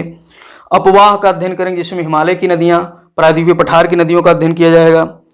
और इसके अलावा जलवायु का अध्ययन करेंगे। जलवायु को नियंत्रित करने वाले कौन कौन से कारक हैं, जिसमें हम 5 प्रमुख कारकों को देखेंगे। अक्षांश, तुंगता यानी ऊंचाई, वायुदाब और पवन, इसके अलावा समुद्र से दूरी, महासागरीय धाराएं, इन सब चीज़ों का अध्ययन करेंगे। और भारतीय मानसून का भी अध्ययन करेंगे इसी में, जलवायु में। और 4 प्रमुख प्रकार की भौगोलिक ऋतुएं जो हैं भारत में, शीत ऋतु, ग्रीष्म ऋतु, वर्षा ऋतु, और वर्षा के बाद का यानी कि जो है मानसून की वापसी का ऋतु, इसका अध्ययन करेंगे। 5वां चैप्टर हमारा है प्राकृतिक वनस्पति एवं वन्य प्राणी, इसका अध्ययन करेंगे, प्राकृतिक वनस्पति वन्य प्राणी का। और जनसंख्या का अध्ययन करेंगे। तो इस तरीके से ये सारी चीज़ें हम लोग भारत के परिप्रेक्ष्य में, यहाँ पर नाम ही है समकालीन भारत, यानी अब ये भारत का भूगोल हम 9th क्लास में और 10th क्लास में पढ़ेंगे। तो जो 9th क्लास का कुछ चैप्टर है वो जो है भौतिक स्वरूप को दर्शाता है। लास्ट में 6वां चैप्टर जो जनसंख्या है वो यहाँ से 10th क्लास की तरफ हम जो है बढ़ते हैं, जिसमें संसाधन और विकास वगैरह का अध्ययन करेंगे। तो जनसंख्या यहीं पर पढ़ लिया जाएगा 9th क्लास में ही। और 10th क्लास में हम लोग जो पहला चैप्टर हमारा होगा संसाधन एवं विकास, यहाँ पर संसाधनों का वर्गीकरण होगा, संसाधनों का नियोजन कैसे किया जाएगा, संसाधन किस तरीके से खत्म हो रहे हैं, उनका कैसे नियोजन करना है, ये सब अध्ययन किया जाएगा। दूसरा है वन एवं वन्यजीव संसाधन। अब देखिए इसको हमने 6th 7th में भी देखा, यहाँ भी पढ़ेंगे। और जल संसाधन का भी अध्ययन करेंगे, जिसमें हम लोग वर्षा जल का संचयन कैसे करना है, प्रबंधन कैसे करना है, भूमिगत जल का प्रबंधन कैसे करना है, ये सब हम यहाँ अध्ययन करेंगे। बहुउद्देशीय नदी घाटी परियोजनाएं हैं, इसे भी हम टेबुलेशन के रूप में अध्ययन करेंगे। और इसके अलावा कृषि का अध्ययन करेंगे 4th चैप्टर में हम लोग, जिसमें कृषि के प्रमुख जो है क्या क्या प्रकार हैं, पद्धतियाँ हैं, प्रमुख फसलें कौन कौन सी हैं, खरीफ, रबी, जायद, इनका अध्ययन करेंगे। और इसके साथ में हम लोग कृषि सुधार का अध्ययन करेंगे, संस्थागत सुधार और जो है इंस्टीट्यूशनल रिफॉर्म्स, इन सब चीज़ों का अध्ययन करेंगे। खाद्य सुरक्षा का अध्ययन करेंगे, बहुत ही जो है महत्वपूर्ण मुद्दा है वर्तमान समय का। 5वां हमारा जो चैप्टर है खनिज और ऊर्जा संसाधन, इसमें हम लोग देखेंगे किस तरीके से धात्विक और अधात्विक खनिज हैं, और ऊर्जा संसाधन में नवीकरणीय और अनवीकरणीय संसाधनों का अध्ययन करेंगे। और छठा चैप्टर हमारा विनिर्माण उद्योग से संबंधित है, जिसमें औद्योगिक अवस्थिति और उद्योगों का वर्गीकरण, इसका अध्ययन करेंगे। सातवां हमारा जो चैप्टर होगा राष्ट्रीय अर्थव्यवस्था की जीवन रेखाएं। अब देखिए, किसी भी अर्थव्यवस्था की जो जीवन रेखाएं होती हैं उसमें परिवहन, संचार सेवाएं और अंतर्राष्ट्रीय व्यापार, ये 3 प्रमुख मुद्दे होते हैं, तो इसका भी अध्ययन किया जाएगा। तो इस तरीके से लगभग 150 से 160 पृष्ठ की ये दोनों किताबें हैं, जिसको आप बमुश्किल 1 हफ्ते में पढ़ करके ख़त्म कर सकते हैं। तो ये 15 दिन में आपने 6 से लेकर के 10 तक की किताब को ख़त्म किया। अब अगले आपको जो है 15 दिन पढ़ना है, यानी इस पर आपको 1 महीने का टाइम देना है एनसीईआरटी को पढ़ने में, फर्स्ट ईयर और सेकेंड ईयर। अब थोड़ा सा यहाँ पर गहराई में आप उतरेंगे, एनसीईआरटी की गहराई में, भूगोल की अब समझ आपकी विकसित हो गई है। अब भूगोल की समझ विकसित हो गई है तो आप फर्स्ट ईयर में कुछ सिद्धांत हैं, प्राकृतिक सिद्धांत, और सेकेंड ईयर में कुछ मानवीय सिद्धांत है भूगोल को लेकर के, तो उसका अध्ययन करेंगे। तो इसमें चूंकि 4 किताबें हैं, फर्स्ट ईयर में 2 किताबें हैं, सेकेंड ईयर में 2 किताबें हैं, तो इसलिए यहाँ पर आपको 15 से 20 दिन का समय लग सकता है। तो आपको टेंशन नहीं लेना है, 15 से 20 दिन या आपको महीने भर भी लगे इन चारों किताबों को पढ़ने के लिए, तो आप पढ़िए। जो है लगभग 250 पृष्ठ के दोनों जो है चारों किताब होंगी। तो इसमें जो आपका फर्स्ट ईयर की जो किताब है भौतिक भूगोल के मूल सिद्धांत नाम से है, तो यहाँ पर नाम ही है भौतिक भूगोल के मूल सिद्धांत। तो मूल सिद्धांत कौन कौन से हैं, फंडामेंटल जो थ्योरीज हैं भौतिक भूगोल के, वो तो इसे हम पहला चैप्टर हमारा है भूगोल एक विषय के रूप में। भूगोल और एक विषय, ये यहाँ से आपको भूगोल की समझ विकसित होगी, भूगोल क्या है और इसके विषय क्षेत्र क्या हैं, इसमें हम लोग क्या क्या पढ़ेंगे। अभी अब हमारा बेस मजबूत हो गया 6 से लेकर के 10 तक की एनसीईआरटी में, तो अब उस बेस, उस बुनियाद पर हम लोग यहाँ सिद्धांतों का जो है निर्माण करेंगे। तो पहले चैप्टर में वही चीज़ यहाँ पर विषय क्षेत्र, विषय प्रवेश, भूगोल में कैसे प्रवेश करना है हमको, ये सब अध्ययन करेंगे। और इकाई 2 जो कि हमारी पृथ्वी को समर्पित है, यानी स्थल मंडल को समर्पित है, तो इकाई 2 में हम लोग पृथ्वी पर क्या क्या अध्ययन करेंगे, पृथ्वी की उत्पत्ति एवं विकास कैसे हुआ। हमने उसमें देखा कि जो है एस्ट्रोनॉमी में कि खगोलकी में हम लोग जो है आकाश गंगा ब्रह्मांड की उत्पत्ति, उसका हम लोग अध्ययन करना है। तो यहाँ पर पृथ्वी की उत्पत्ति एवं विकास का अध्ययन किया जाएगा, जिसमें तमाम सिद्धांत हैं, उन सिद्धांतों का अध्ययन होगा। इसके अलावा पृथ्वी की आंतरिक संरचना का अध्ययन होगा, और महासागरों एवं महाद्वीपों का वितरण, ये हमारा चौथा चैप्टर होगा, महासागरों एवं महाद्वीपों का वितरण। और इसके अलावा जो इकाई 3 है जो भू आकृतियों को समर्पित है, तो 5वां चैप्टर हमारा खनिज और शैल या चट्टान का है। 6वां चैप्टर है हमारा भू आकृतिक प्रक्रियाएं। अब इसमें हम लोग अंतर्जात, बहिर्जात बल और अपक्षय, अपर्दन, और इसके अलावा हम लोग बृहद संचलन, मिट्टी का निर्माण, इन सारी चीज़ों का अध्ययन करेंगे। 7वां चैप्टर हमारा भू आकृतियाँ तथा उनका विकास। जो भू आकृतिक प्रक्रम है, जैसे कि नदी है, भूमिगत जल है, पवन है, हिमनद है, समुद्री धाराएं हैं, तो इनके माध्यम से किस तरीके से स्थलाकृतियों का निर्माण होता है, इसका भी अध्ययन हम लोग 7वें चैप्टर में करेंगे। और इकाई 4 हमारा है जलवायु विज्ञान से संबंधित, जलवायु नाम है इस इकाई का। तो इसमें 8वां अध्याय है वायुमंडल का संगठन एवं संरचना। ये हमने देखा ही किस तरीके से हमारे सिलेबस में है। सौर विकिरण, ऊष्मा संतुलन तथा तापमान, इसका अध्ययन करेंगे, यानी इंसुलेशन, तापमान वगैरह का सौर विकिरण, ऊष्मा संतुलन प्रश्न भी आया है इसमें, इसका अध्ययन करेंगे। इसके अलावा वायुमंडलीय परिसंचरण तथा मौसम प्रणालियों का अध्ययन करेंगे। 11वां चैप्टर हमारा है वायुमंडल में जल, यानी कि अब हम लोग यहाँ पर जो है जलवाष्प, वर्षा, संघनन, इनका सब अध्ययन करेंगे। 12वां चैप्टर है विश्व की जलवायु एवं जलवायु परिवर्तन। तो विश्व की जलवायु, विश्व को कितने जलवायु कटिबंधों में बांटा गया है और जलवायु परिवर्तन कैसे कैसे होता रहा है, इसका अध्ययन करेंगे। और जो इकाई 5 है हमारा जलमंडल, यानी महासागरों का अध्ययन करेंगे। तो महासागरीय जल का यहाँ अध्ययन करेंगे, और महासागरीय जल का संचलन, इसमें लवणता भी अध्ययन किया जाएगा। उच्चावच का अध्ययन करेंगे, तापमान का अध्ययन करेंगे, संसाधनों का अध्ययन करेंगे, ये सब अध्ययन होगा। और इकाई 6 है हमारा पृथ्वी पर जीवन। जब पृथ्वी बन गई, भूआकृतियों का निर्माण हो गया और जलमंडल बन गया, तो अब हम पृथ्वी पर जीवन की कैसे उत्पत्ति हुई है, तो 15 और 16 चैप्टर में पृथ्वी पर जीवन का अध्ययन करेंगे, और 16वें चैप्टर में जैव विविधता और संरक्षण का अध्ययन करेंगे। तो ये हमारी पहली किताब हुई। और जो दूसरी किताब है फर्स्ट ईयर की, वो है भारत भौतिक पर्यावरण। ये लगभग 100 पृष्ठ की है। ये 150 पृष्ठ की थी पहली वाली किताब, दूसरी वाली लगभग 100 पृष्ठ की है। तो ये फर्स्ट ईयर की दोनों किताब 200-250 पृष्ठ की है। इसको आप इजीली हफ्ते भर में ख़त्म कर सकते हो, हफ्ते भर में 10 दिन में। तो इसमें जो हमारी जो पहली इकाई है, पहला खंड है प्रस्तावना, जिसमें भारत स्थिति यानी सिचुएशन, भारत की स्थिति क्या है, अक्षांशीय देशांतरीय स्थिति देखेंगे, और भारत के पड़ोसी देशों की के साथ क्या स्थिति है, यानी कि भौगोलिक स्थिति देखेंगे। और हम जो है इसके साथ साथ में हम आपका एस्ट्रोनॉमिकल सिचुएशन भी देखेंगे, अक्षांशीय और देशांतरीय स्थिति। और इसके साथ में खंड 2 में हम लोग भू आकृति विज्ञान का अध्ययन करेंगे, जिसमें यानी भारत के परिप्रेक्ष्य में, जिसमें भारत की संरचना, चट्टानीय संरचना, भू आकृति विज्ञान, इसका अध्ययन करेंगे अध्याय 2 में। और अध्याय 3 में अपवाह तंत्र का अध्ययन करेंगे, जो भारत का अपवाह तंत्र है, जिसमें हम लोग प्रायद्वीपीय अपवाह तंत्र, हिमालयी अपवाह तंत्र, इस सिस्टम का सब अध्ययन करेंगे। और खंड 3 में जलवायु, वनस्पति तथा मृदा का अध्ययन करेंगे। तो चौथा अध्याय हमारा जलवायु होगा, जिसमें हम मानसून को बहुत अच्छी तरीके से, मैकेनिज्म को समझेंगे इस अध्याय में। प्राकृतिक वनस्पतियों का अध्ययन करेंगे 5वें अध्याय में। 6वें अध्याय में हम लोग मृदा पढ़ेंगे, भारत के कौन कौन से मृदा प्रकार हैं, उनकी विशेषताओं का अध्ययन करेंगे। यहाँ से सीधे सीधे जीएस में प्रश्न आएंगे, भारत के कितने मृदा प्रदेशों में बांटा गया है, किसी एक मृदा प्रदेश की विशेषता बताइए, सीधे सीधे में इसमें प्रश्न आते हैं, प्री में भी आते हैं।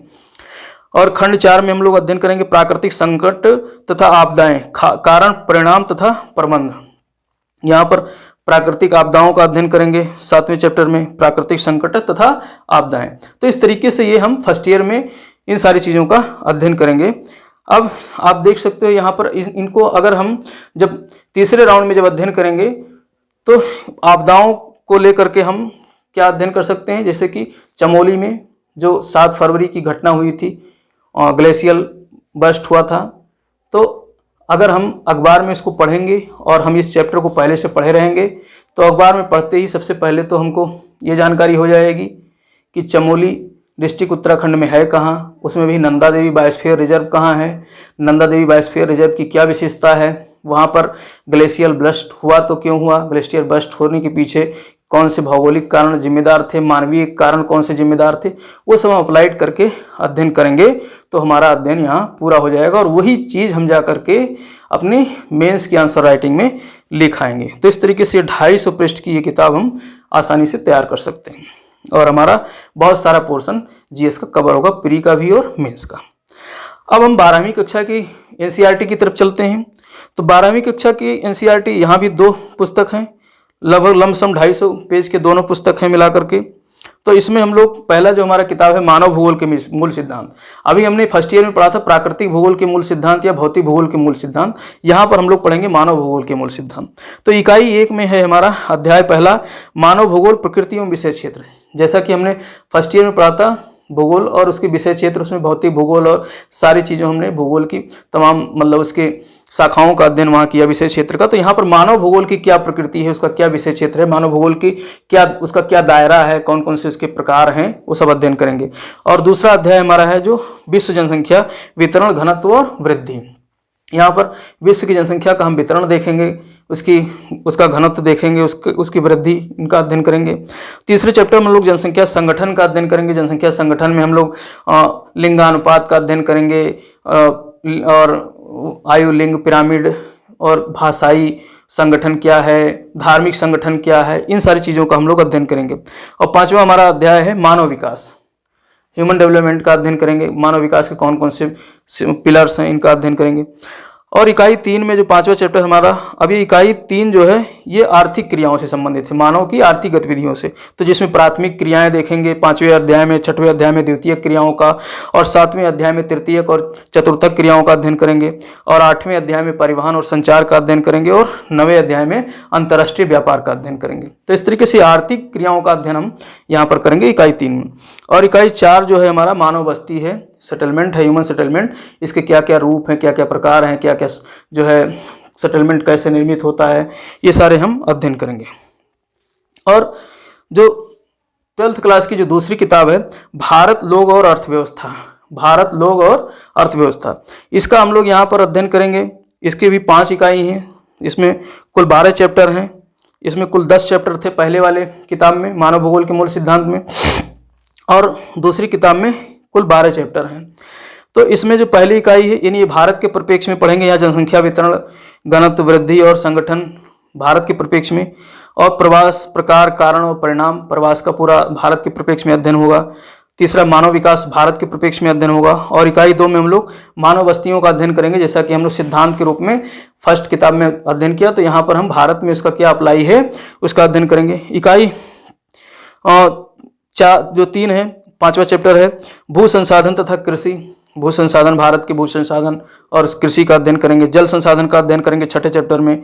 7वें चैप्टर में खनिज और ऊर्जा संसाधन का अध्ययन करेंगे भारत के परिप्रेक्ष्य में। और 8वें चैप्टर में निर्माण उद्योग का अध्ययन करेंगे। कौन कौन से जो है निर्माण उद्योग हैं, जिसमें लौह, मतलब किन किन उनके उद्योग के क्या क्या कैटेगरी हैं, किन किन प्रकारों में उद्योग डिवाइड किए गए हैं, इसका अध्ययन करेंगे। और भारत के संदर्भ में नियोजन और सतत पोषणीय विकास, सस्टेनेबल डेवलपमेंट का अध्ययन करेंगे भारत के संदर्भ में। और इकाई 4 हमारा है परिवहन तथा संचार और अंतर्राष्ट्रीय व्यापार। तो 10 और 11 चैप्टर में हम लोग परिवहन, संचार और अंतर्राष्ट्रीय व्यापार का अध्ययन करेंगे। और जो इकाई 5 है, जो 12वां चैप्टर है, भौगोलिक परिप्रेक्ष्य में चयनित कुछ मुद्दे एवं समस्याएं। तो कुछ मुद्दे हैं जो बहुत महत्वपूर्ण है, यहाँ से प्रश्न अक्सर आता है जीएस के मेंस आंसर में। तो यहाँ पर जैसे पर्यावरण प्रदूषण, जल प्रदूषण, वायु प्रदूषण, ध्वनि प्रदूषण, ये सब क्या है, समाज के बेसिक मुद्दे हैं, समस्याएं हैं, इनका हम लोग यहाँ अध्ययन करेंगे। नगरीय अपशिष्ट निपटान, स्लम बस्तियाँ जो हैं उनकी क्या समस्याएं हैं, उन समस्याओं का निराकरण कैसे किया जाएगा, तो इन सारी चीज़ों का हम लोग यहाँ पर अध्ययन करेंगे। तो ये हमने सिलेबस में देखा कि किस तरीके से हमारा जो है ज्योग्राफी का जीएस का सिलेबस है, और उस सिलेबस को हम एनसीईआरटी से कैसे कवर कर सकते हैं। तो एनसीईआरटी को बच्चों हमें 3 बार पढ़ना है। पहले हम एज ए उपन्यास 6 से लेकर इंटर तक एनसीईआरटी पढ़ डालेंगे, बमुश्किल उसे हम जो है ख़त्म करेंगे 1 महीने में। और दोबारा हम जब एनसीईआरटी को पढ़ेंगे तो हमने जैसा कि बताया एक एक टॉपिक उठाएंगे और सभी टॉपिक को सिलसिलेवार पढ़ेंगे। और तीसरी बार जब हम पढ़ना शुरू करेंगे तो अब हमारे पास इतना ज्ञान हो जाएगा भूगोल को लेकर के कि हमारा भौगोलिक जो ज्ञान है वो विस्तृत हो जाएगा। अब हमारी सोच जो है संकीर्ण से बाहर निकल आएगी, संकीर्णता से बाहर निकल आएगी। तो अब हम उसको अपने न्यूज़पेपर के माध्यम से उसको अप्लाई कर सकते हैं, अपने ज्ञान को यहाँ पर अप्लाई कर सकते हैं और उसको आप आंसर राइटिंग में उसका प्रयोग कर सकते हैं। अब देखिए भूगोल को आप यहाँ पर जब आप आंसर राइटिंग करेंगे, मेंस का लेखन कार्य करेंगे, तो किस तरीके से आपको क्या क्या चीज़ें डालनी है वहाँ पर। देखिए भूगोल तो हमारा एक, अब यहाँ से हमने जो सिद्धांत पढ़ लिया ये सब हमको रॉ मटेरियल के रूप में प्राप्त हो गए। ये सब हमारे क्या है, संरचना को बनाने के लिए जो है बुनियादी तत्व हैं। अब हम किसी बिल्डिंग को खड़ा करना है तो बिल्डिंग को खड़ा करने के लिए हमको जो है मॉडल की आवश्यकता होगी, और इसके अलावा अच्छे शब्दों का चयन करना होगा, और इसके साथ साथ में हम लोग जो है मानचित्र का, रेखा चित्र का, फ्लो चार्ट का, इन सब चीज़ों का इस्तेमाल करते हुए एक अपने उत्तर को बहुत सटीक तरीके से, अच्छी तरीके से लिख सकते हैं। देखिए जीएस में 125 शब्द में 200 शब्द में ही तो लिखना है, तो 200 शब्द वाले में अगर हमने फ्लो चार्ट के माध्यम से अपने उत्तर को जो है प्रदर्शित कर दिया तो अंग्रेजी माध्यम वालों के बराबर नंबर ला सकते हैं, हिंदी माध्यम में भी। तो ये कोई बहुत बड़ी समस्या नहीं है, हम अच्छा लिख सकते हैं। बस हम भूगोल की संकल्पनाओं को समझना बहुत ज़रूरी है। तो उस संकल्पनाओं को समझने के लिए सबसे पहले आप समझिए कि भूगोल में क्या सिलेबस है, और उसके बाद में हम एनसीईआरटी से कैसे उसको हम प्राप्त कर सकते हैं, कैसे उस चैप्टर को हम सारे सिलेबस को ख़त्म कर सकते हैं। तो हमें नहीं लगता है कि एनसीईआरटी के अलावा आपको कुछ और पढ़ने की यहाँ पर ज़रूरत पड़ेगी। आप पिछले पेपर भी प्री का उठाकर देख ले सकते हो। एक शायद 9th क्लास के एनसीईआरटी की किताब से एक प्रश्न आ गया था कि सुएज नहर के खुल जाने से जो है भारत और यूरोपीय देशों के बीच की दूरी कितनी कम हो गई। सीधे सीधे बॉक्स में लिखा हुआ शायद 9th क्लास के एनसीईआरटी में आप देख लेना। तो इस तरीके से प्रश्न आपको प्री में डायरेक्ट वहाँ से मिल जाएंगे एनसीईआरटी से। तो फिर अगले हम लोग शीघ्र ही मिलेंगे, विस्तृत चर्चा के बाद, सिलेबस की विस्तृत चर्चा के बाद एक एक टॉपिक का हम लोग यहाँ पर अध्ययन करेंगे।